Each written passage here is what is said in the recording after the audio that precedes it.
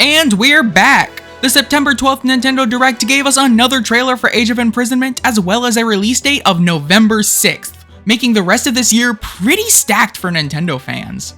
As usual, this most recent trailer has given us a lot to discuss. More than I thought it would, actually. As usual, this will be a less scripted video with me going through the trailer and voicing my thoughts on certain aspects, with some potentially getting their own videos in the future. And I gotta say, there's once again one topic that I think I might have to cover in its own separate video. You all know who I'm talking about. But let's not waste any more time and jump right in. So to start off the trailer, there isn't a whole lot in the first few seconds. However, there are two things that are worth calling out. Humanoid enemies. During this scene with the water vortex, we can see that there's some kind of enemy in the middle with long arms, what looks to be red hair, and purple flower-looking things on the end of those long arms. Because the footage goes by so fast and I can't exactly zoom in without the footage looking really blurry, I can't exactly tell what this thing is, but I have a crackpot theory. The next shot shows the Goron Sage fighting another large humanoid creature with Ganon-like features. What's interesting, however, is that it's standing on top of marbled rock, which is created by marbled Goma. Here's my crackpot theory. What if the bosses from Tears of the Kingdom have humanoid forms? I know, that's really weird, and I don't have a lot of proof for it yet, but later in the video, I'm going to come back to this topic when we have a lot more evidence, if that makes sense. So take this topic, put a pin in it, we're gonna come back to it. We go a bit deeper into the trailer, like, at least 40 seconds in, and we see a new playable character, a Korok. Dude, this guy's cool. Like, the leaf on his head makes him look like he's wearing like a cowboy hat or maybe like a tricorn hat or something, and his leaf mask has that like cocky eyebrow thing. He gives me like Zoro vibes, like he's a Zoro Korok. Zorok. He seems to use a Korok sword to fight, as he has one on his back, though he also throws various fruits to deal AoE damage and inflict status effects. From what we see, I assume that status effects will play a role in dealing with enemies throughout the game. This idea is supported by the shot of the Zoro Sage fighting a horde of Bokos and a Hinox. If you look really closely, you'll notice that they're all covered in muck. This muck could be acting as some kind of an armor that reduces the damage they take from basic attacks, and you would need to use items like a splash fruit or the Zoro Sage's power of water to remove the muck. And if you don't have any of those on your team, then you can use what's shown immediately after this, Zonai devices. As we can see during this shot, Zelda is using a Zonai hydrant to wash the muck off of a bunch of Bokos. And feeding into this topic of Zonai devices, it looks like we can use them to combine status effects on hordes of enemies. A little bit later, we can see Zelda using a fan to push back Gibdo before she drops it on the ground, and it sort of creates a tornado, forcing them all in a group. She then pulls out a shock emitter, which she uses to turn the tornado into a giant electric tornado that seems to shock all of them in the tornado as well as the ones around it. And this is really cool. Like, I think this is a really creative way to implement the Zonai devices from Tears of the Kingdom into the game, and making them usable in battle as like crowd control or to break the guard of enemies is honestly really damn cool. I really like that, I'm not gonna lie. The next shot and the narration that accompanies it confirms the theory that I had since the first trailer: team-up attacks. Depending on which characters you have on your team at a given time, you'll be able to perform different team-ups with them to unleash devastating effects. In this trailer alone, we get confirmation of team-up attacks between Zelda and Rauru, Zelda and the Wind Sage, Zelda and the Water Sage, Zelda and the Lightning Sage, Zelda and Minoru, Zelda and Sonia, Minoru and Rauru, and then, and here's what's interesting, the Sage of Lightning and an unknown Gerudo. I don't really know who this Gerudo is. They don't look like the Gerudo from the last trailer. Actually, I'm really not sure about that. Maybe they do. If they do, I'll go ahead and like put some notice up in editing, but yeah, if I'm wrong, I will call myself out in editing, so you don't have to do it in the comments. We can also suspect that there is a team up between Rauru and the Sage of Water, because if we go back to the beginning of the trailer and look at the water vortex from the beginning, we can see that if we look super closely, Rauru is standing right at the edge. Like, you can see his hair, like that is clearly Rauru right there, with a giant water vortex around this weird wiggly flower hand enemy thing guy. Yeah, I can only assume that this is a team up between the Rauru and the Sage of Water. After this, there's honestly not too much else. However, it's near the end of the trailer where things get really interesting. While a bunch of shots are shown in rapid succession, there are two of them in particular that I think we should call out right here. Firstly, Minoru is shown in the depths trying to activate some kind of Zonai structure through one of the Zonai rings, but as we can see, she's rejected. At the same time she's doing this, the narrator says that we'll, quote, uncover ancient truths. Now, this could just be in reference to the fact that we're in an ancient era where we'll learn the truth about the Imprisoning War, but if I can put my tinfoil hat on for just a second, this could also be referring to the construct from the last trailer, and how we may discover more truths about the ancient Zonai. So when the narrator says, discover ancient truths, maybe, like this is just like a maybe. Like maybe, just maybe, he's talking about the ancient Zonai. Like not Rauru and Minoru Zonai, but like the ones before them, if that wasn't abundantly clear by what I'm saying. Again, this is totally speculative and might not even be correct, but I am a Zelda theorist. It wouldn't be the first time I've taken some tiny detail and over-theorized about its importance, and it most certainly won't be the last.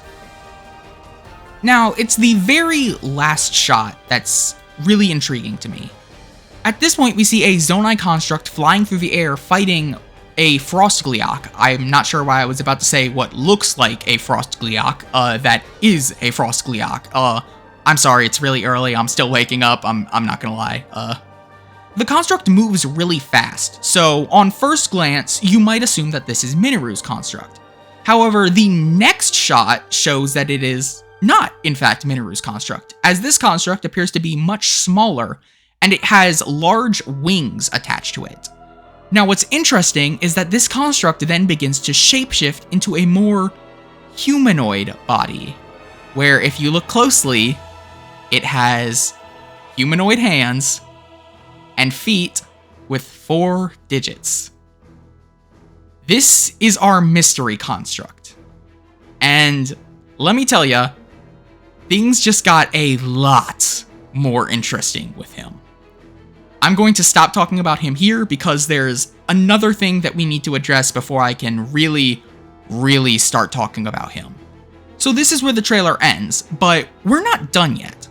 Apparently, the UK version of the trailer, while shorter, has some shots that we didn't get in the US trailer, and I want to discuss those shots.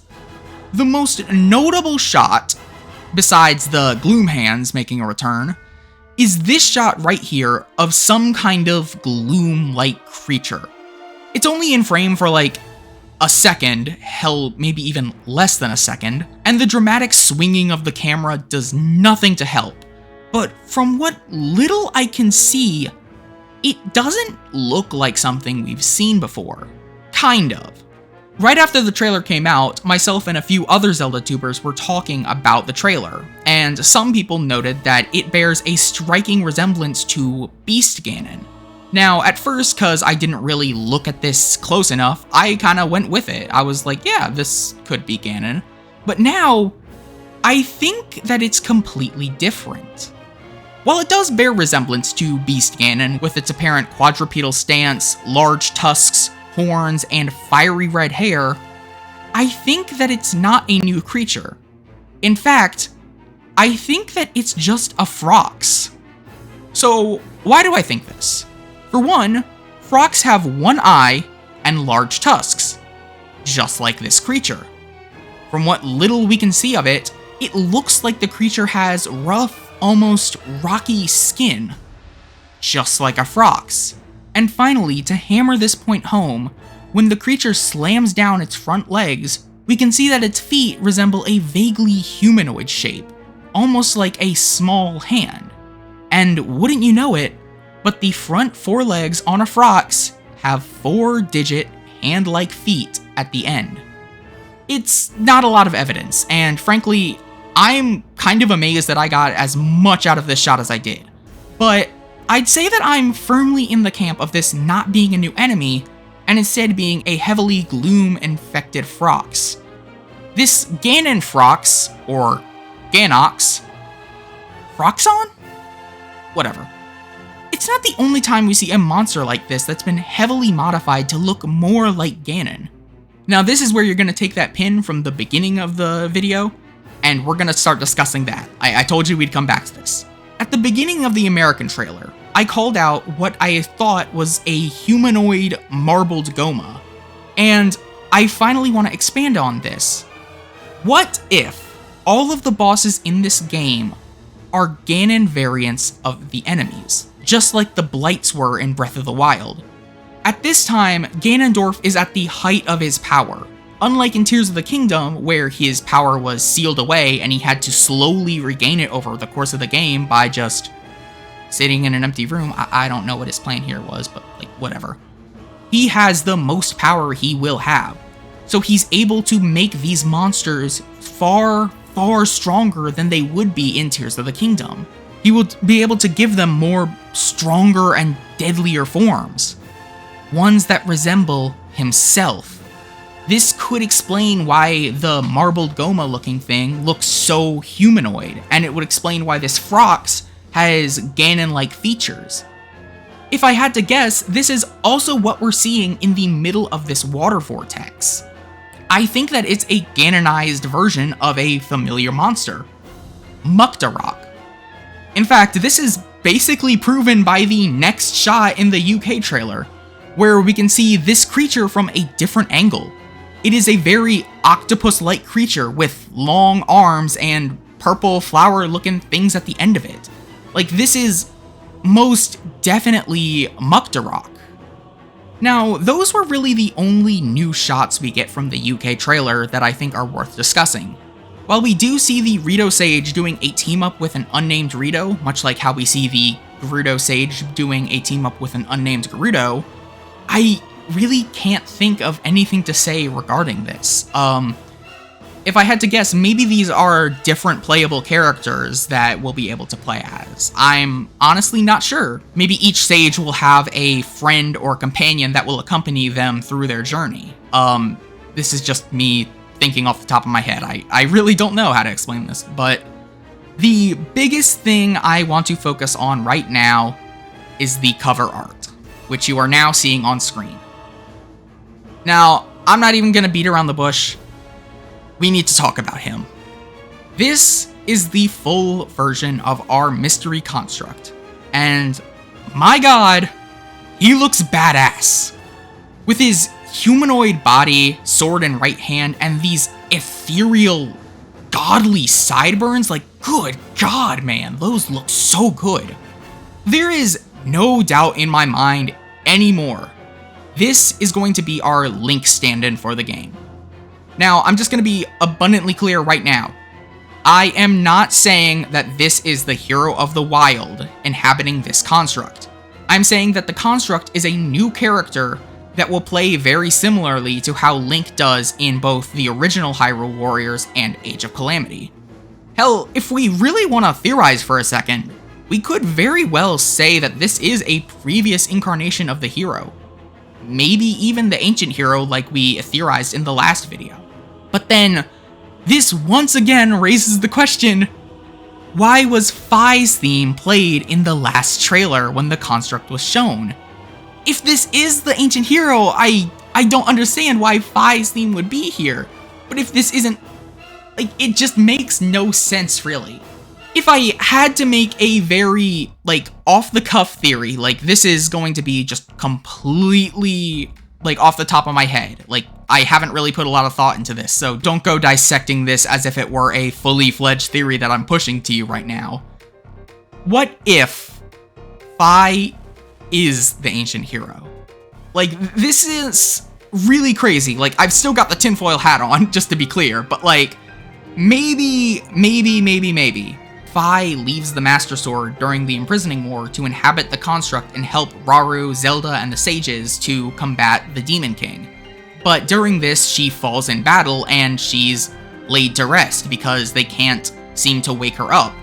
And then years and years and years later, during the era of the Sheikah, which is 10,000 years before Breath of the Wild, she reawakens, possibly sensing that Ganondorf is returning through Calamity Ganon, and she goes on to help the princess of that era and the Sheikah seal Calamity Ganon away. And now that she's awake, she decides to leave this construct body and go back into the Master Sword. I don't know. Like I said, this was just very off the cuff, and it's just me just throwing out ideas for us to kind of think about. But yeah, that about does it for my discussion on this Age of Imprisonment trailer. I gotta say, I'm still super excited for this game to come out. I absolutely cannot wait to get my hands on this game and dissect every new bit of lore that we get. And best of all, November 6th is only 2 months away, and we've got plenty of things to keep us occupied until then. Pokemon Legends ZA is less than a month away, and I'm already really excited for that game. But at the same time, I really should be saving money. I mean, it's not like Legends ZA is gonna give me something that I've been begging for over 12 years at this point, right?